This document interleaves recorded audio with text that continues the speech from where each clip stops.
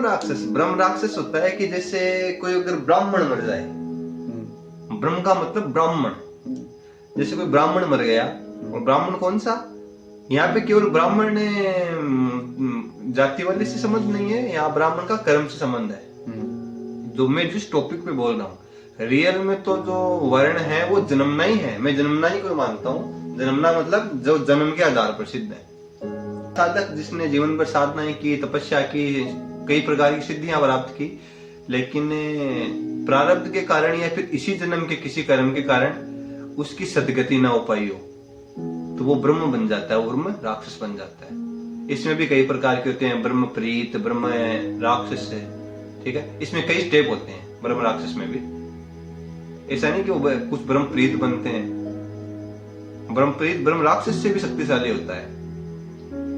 For example मैं छोटी सी story बताता हूँ, एक छोटी सी एक घटना बताता हूँ, और वो ऑथेंटिक घटना है।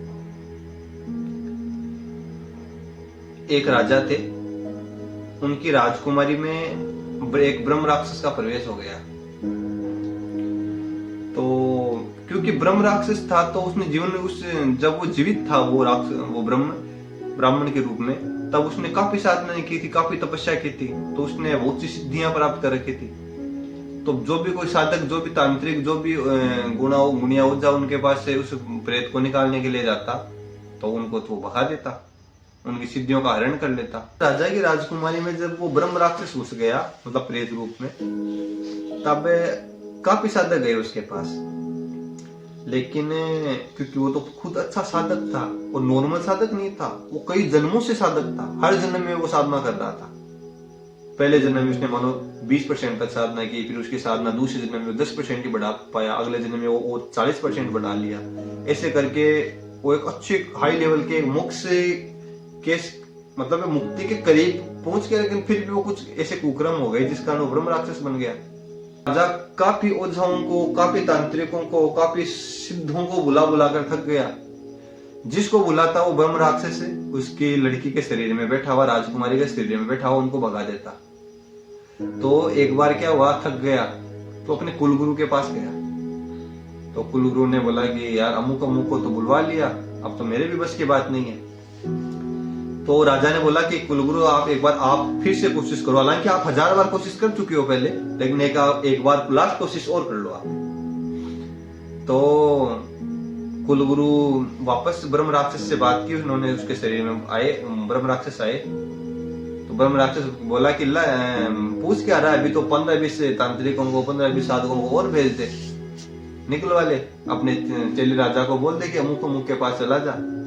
तो वो बोला कि देखो हमारे तो बस की बात नहीं है, आप जीते हम हारे, बस आप अब ये बता दो कि इस जीवात्मा का भी कल्याण हो जाए, आपका भी कल्याण हो जाए, तो आप हमको ये बता दो कि इस लड़की को आप कैसे छोड़ोगे।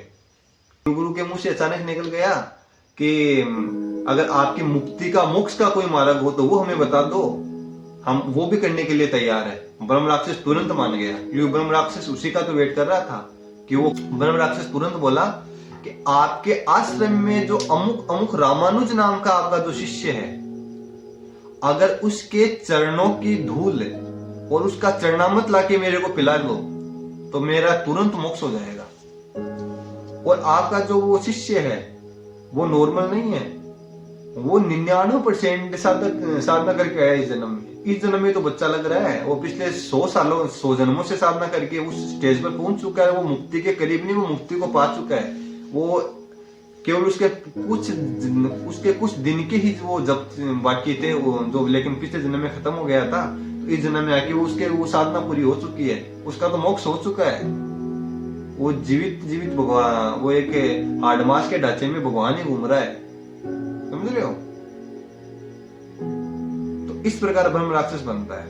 एक अच्छा साधक जो बिगड़ जाए किसी कारण से, उसके कर्म बिगड़ जाए, तो वो ब्रह्म राक्षस बन जाता है।